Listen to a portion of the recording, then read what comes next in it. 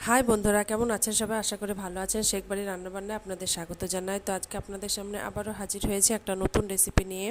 তো ফুলকপি দিয়ে মুসুরির ডালে যে এত সুন্দর একটা রেসিপি হয়, আপনারা না দেখলে হয়তো জানবেন না। তো ভিডিওটি প্রথম থেকে শেষ পর্যন্ত দেখতে থাকুন, আর ভালো লাগলে অবশ্যই চ্যানেলটিকে সাবস্ক্রাইব করে বেল আইকনটি প্রেস করে রাখুন, যাতে নিত্য নতুন ভিডিওর আপলোড সবার আগে আপনাদের কাছে পৌঁছে যায়। তো চলুন রেসিপিটি শুরু করি। তো এখানে ফুলকপি কেটে নিয়েছি এরকম করে, আর আমি শিমলা মরিচ নিয়ে নিয়েছি। তো শিমলা মরিচগুলোকে এভাবে কেটে নিয়েছি। এখন কড়াইয়ের মধ্যে প্রথমে ফুলকপি আর শিমলা মরিচটাকে আমি ভেজে নেব। তো কড়াইয়ের মধ্যে সরিষার তেল দিয়ে দিলাম, তেলও গরম হয়ে গেছে।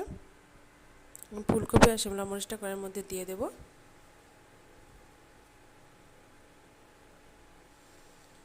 তো একটু নাড়াচাড়া করে ভালো করে ভেজে নেব। একটা ঢাকনার সাহায্যে ঢাকা দিয়ে আমি 2 থেকে 3 মিনিট ঢাকা দিয়ে রেখেছিলাম। তো ভালো মতন একদম ভাজা হয়ে গেছে। এখন উঠিয়ে নিচ্ছি। ওই কড়াইয়ের মধ্যে আবারও দিয়ে দিচ্ছি সরিষার তেল। তেলের মধ্যে কয়েকটা কালো জিরে দিয়ে দিলাম, আর একটা তেজপাতা ফাটিয়ে দিলাম। তারপর দিচ্ছি 2টো কাঁচা লঙ্কা চেরা,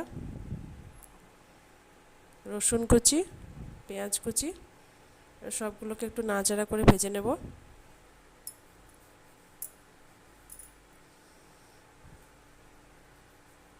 তারপর এখানে 1 টেবিল চামচ আদা রসুনের পেস্ট দিয়ে দিলাম।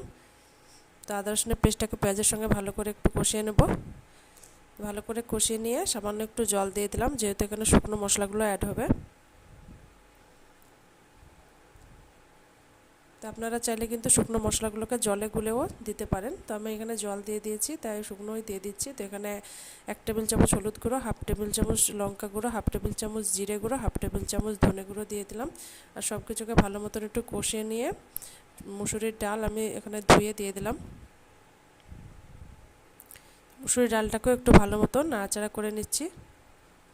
তারপর এখানে পরিমাণ মতন জল দিয়ে দিলাম।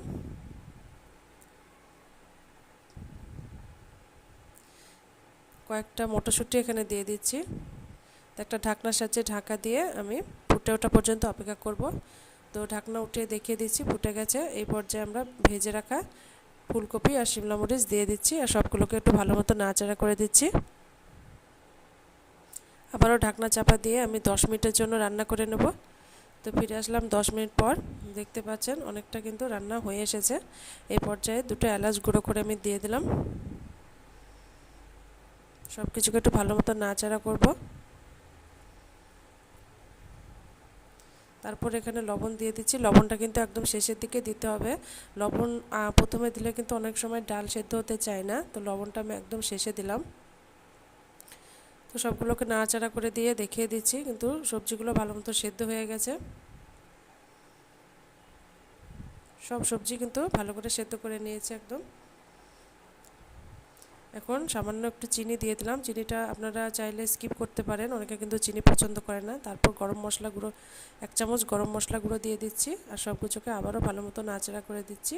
তো এখন একটা পাত্রে পরিবেশন করে আপনাদেরকে দেখাচ্ছি। দেখুন কতটা সুন্দর লাগছে, আর একদম অসাধারণ লাগে এই ফুলকপি দিয়ে ডালের স্বাদ। গরম গরম ভাতের সঙ্গে আপনারা খেতে পারেন। আশা করছি আমার রেসিপি আপনাদের ভালো লাগবে। ভালো লাগলে অবশ্যই লাইক কমেন্ট শেয়ার করবেন, আর চ্যানেলটিকে অবশ্যই সাবস্ক্রাইব করে বেল আইকনটি প্রেস করে রাখবেন, যাতে নিত্য নতুন ভিডিওর আপলোড সবার আগে আপনাদের কাছে পৌঁছে যায়। সবাই ভালো থাকবেন, সুস্থ থাকবেন। আজকের মতন বিদায় নিচ্ছি।